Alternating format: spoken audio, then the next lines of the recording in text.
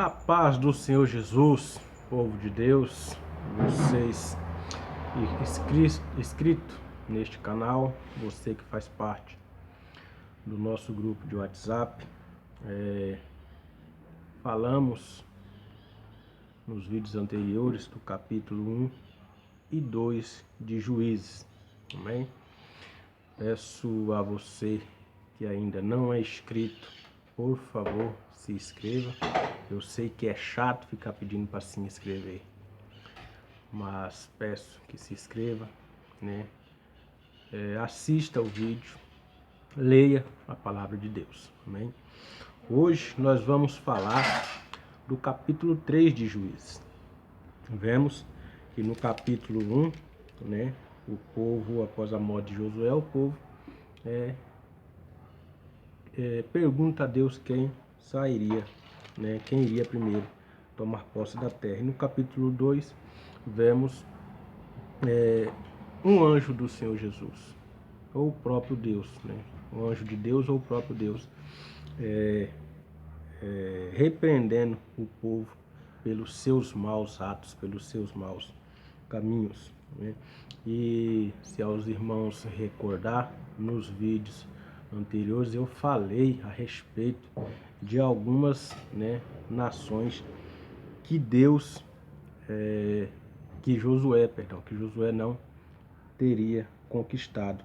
E Deus, né, a partir do versículo 3, nós vamos ver que Deus usa essas nações para provar os filhos de Israel. Amém?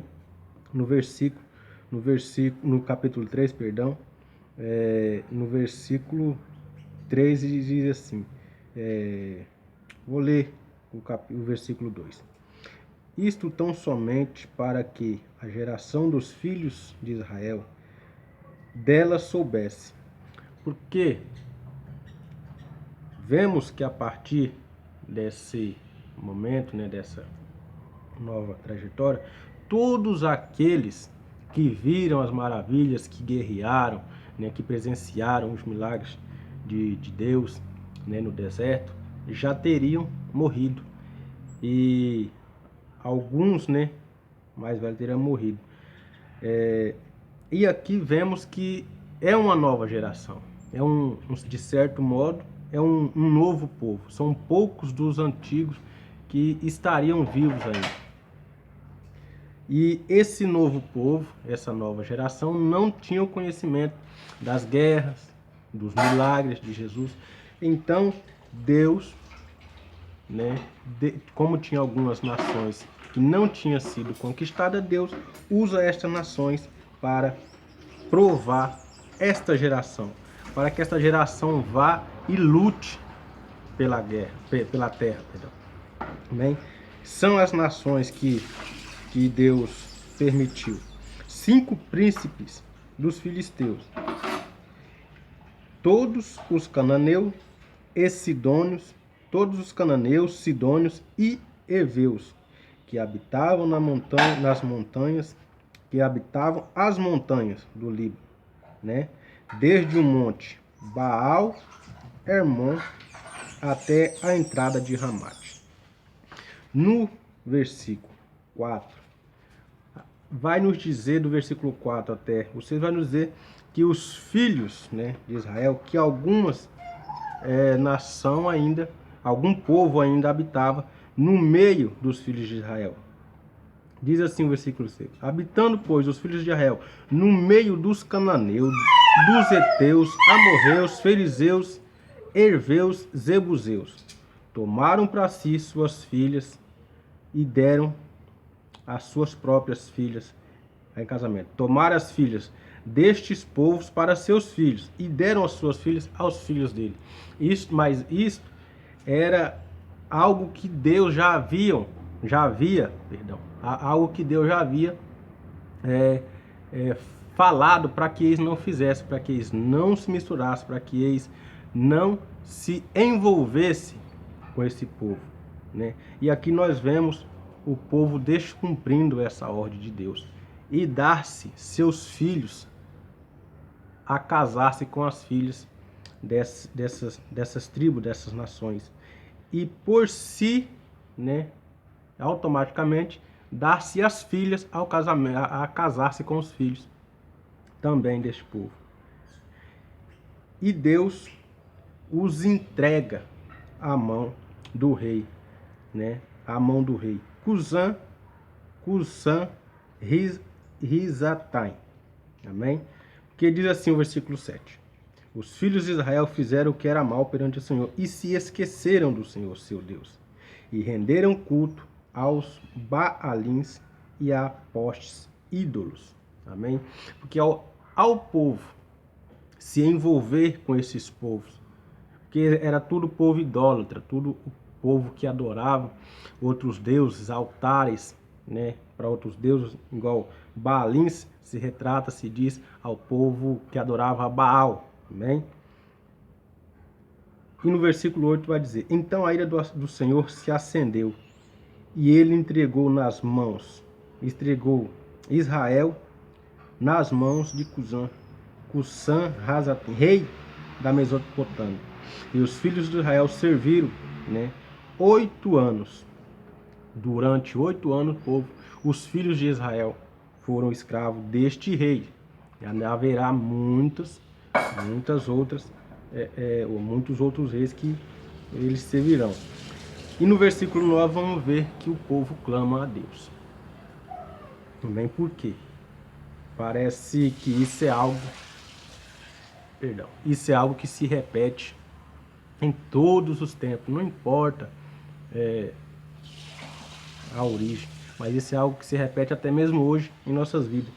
Tem muita gente que só procura a presença de Deus quando está à beira de um colapso, né? Só procura Deus na última hora. E às vezes, quando algo se resolve, eles acabam retornando aonde parou. Amém? E vemos que o povo de Israel era desse jeito. Enquanto Deus estava com eles, enquanto tinha alguém que os liderasse, eles estavam adorando e obedecendo aos mandamentos. Mas quando essa pessoa morria, eles voltavam a praticar o que era mal perante o Senhor Deus. Amém? E o povo clama e Deus suscita um libertador. E Deus suscita Otiniel. Amém? Diz assim, o versículo 10. Veio sobre ele o Espírito do Senhor, e ele julgou Israel. E saiu a peleja, e o Senhor entregou nas mãos o rei da Macedônia, contra o qual prevaleceu. Otiniel, após o Espírito de Deus, né, se apossar, descer sobre ele o Espírito de Deus, ele sai à guerra. Otiniel, é o irmão de Caleb, amém? Otiniel é o irmão de Caleb, que lá no capítulo 1, no versículo 11, nós vamos ver algo relevante a Otiniel, uma conquista dele. Mas nessa conquista, Caleb era o líder, né, da invasão. E aqui, Otiniel é o líder da nação, né? Ele é o juiz, ele é o que julgou a nação durante 40 anos. Amém? E enquanto ele julgava a nação, o povo estava na presença de Deus. Amém? Quando Otiniel morre, mais uma vez o povo se volta contra Deus. Se volta a fazer o que era mal perante Deus. Que diz assim no versículo 12. Após a morte, né, no versículo 11, vai dizer que faleceu Otiniel. No 12, vai dizer: tornaram então os filhos de Israel fazer o que era mal perante o Senhor. Mas o Senhor deu poder a Eglon, rei dos Moabitas. Olha só o que Deus faz, né, para que nós nos voltamos a Ele. Às vezes a dificuldade que estamos enfrentando durante o dia a dia, as provações, as lutas diárias, isso é uma preparação, um fortalecimento, mas também para que nós nos lembramos de Deus. Para que nós nos lembramos de Deus. Porque quando Deus lança sobre nós um fardo, uma carga, é porque nos esquecemos. E Deus diz que não, Jesus disse que não dá fardo, não dá fardo que uma pessoa não possa carregar. Amém? Deus conhece a sua capacidade, Deus conhece a tua força e sabe que você é capaz de vencer aquilo, né, a dificuldade, a provação que você está passando. Porque a provação que você está passando também vai servir de fortalecimento. Vai servir para que você se volte a Deus e também vai servir para que você se fortaleça. Não pense que você vai se fortalecer e vai ter sossego. Não, que a vida do cristão é constante e inconstante prova. Então, cada batalha vencida, cada provação vencida, nós nos fortalecemos para a próxima batalha, para a próxima prova. Amém? Eu vou dar continuidade, né, ao próximo juiz no próximo vídeo. Amém? Porque o vídeo senão fica longo demais. Amém?